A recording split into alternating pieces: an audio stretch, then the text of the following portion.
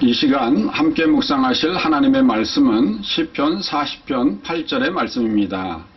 나의 하나님이여, 내가 주의 뜻 행하기를 즐기오니 주의 법이 나의 심중에 있나이다 하였나이다. 아멘. 우리 성도들은 때때로 뜻밖의 장소나 상황에서 나를 향하신 하나님의 뜻을 발견할 때가 있습니다.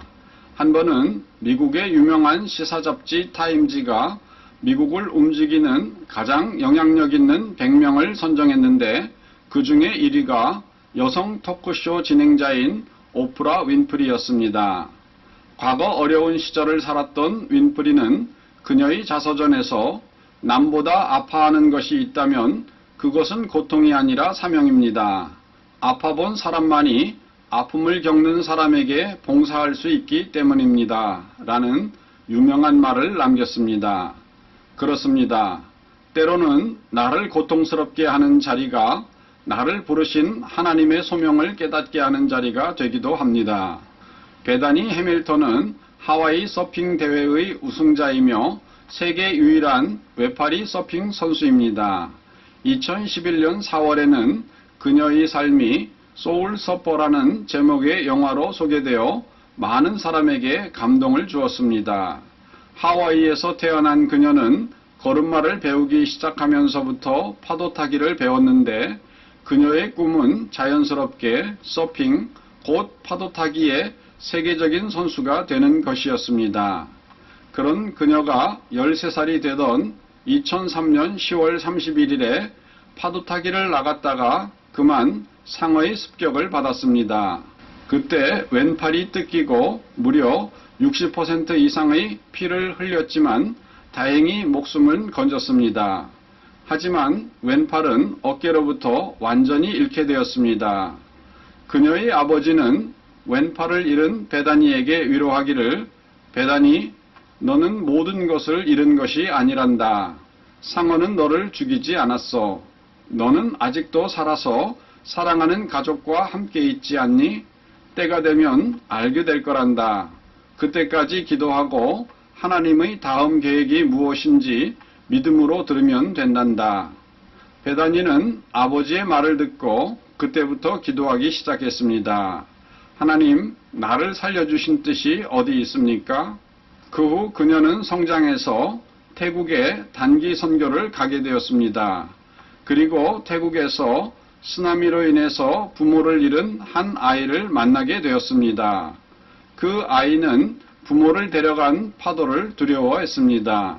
베다니는 그 아이에게 바다가 무섭지 않다는 것을 보여주기 위해서 아이를 데리고 나가서 파도 타기를 시작했습니다. 그리고 마침내 이 아이가 더 이상 바다를 두려워하지 않게 되었고, 이 사건은 바로 그녀에게도 자기를 향한 하나님의 계획이 어디 있는가를 알게 해주는 계기가 되었습니다. 단기 선교에서 돌아온 그녀는 다시 파도 타기를 시작했습니다. 그리고 6년이 지난 후에 그녀는 세계 10위권 여자 서핑 선수가 되었습니다. 인터뷰를 한 기자가 그녀에게 물었습니다. 만일 악몽의 그날로 다시 돌아가 서핑을 안 할 수 있다면 그렇게 하시겠습니까? 그때 베다니는 대답하기를, 아니요. 내게 일어난 일을 바꾸진 않겠어요. 두 팔을 가지고 있을 때보다 더 많은 사람들을 끌어안을 수 있게 되었으니까요. 저는 인생은 서핑과 같다는 것을 배웠어요. 파도가 부서지는 곳에 빠지면 바로 다시 올라와야 하거든요. 그래서 제가 살아가는 원동력이 바로 예수님이에요.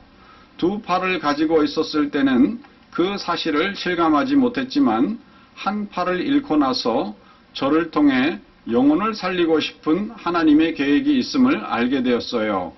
그러기에 우리는 파도치는 바다 가운데에서도 파도 뒤에 머물러 계신 하나님을 볼 수 있어야만 합니다. 이렇게 말했습니다.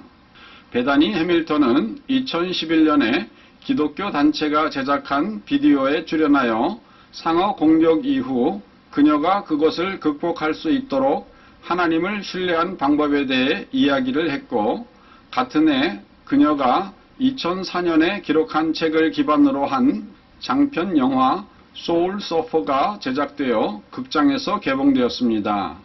그렇습니다. 우리는 하나님의 오묘하신 계획 가운데 살아가고 있습니다.